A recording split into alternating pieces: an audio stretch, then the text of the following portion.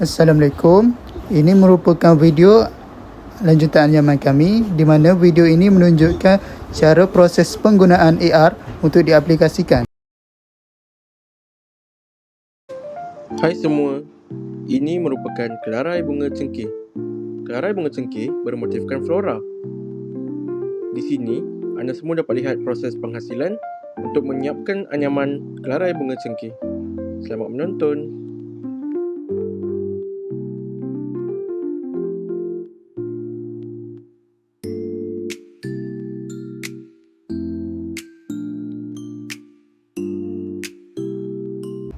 Ini pula merupakan penggunaan aplikasi Assembler untuk mengakses fitur augmented reality ataupun AR pada kelarai.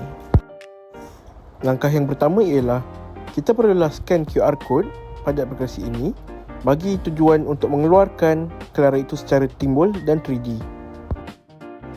Fitur AR dapat dilihat apabila motif kelarai, informasi, nama kelarai dan QR code scanner untuk yang menunjukkan proses penghasilan kelarai ini dapat ditimbulkan.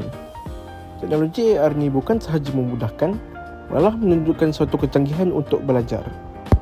Buka aplikasi Assembler dan tekan butang Create Your Creation. Lepas tu keluar seperti yang dipaparkan. Pilih kelarai yang ingin digunakan. Ini merupakan bahagian untuk susun atur kedudukan dan saiz. Tekan butang Attach dan masukkan nama kelarai. Masukkan elemen seperti info, QR code dan sebagainya.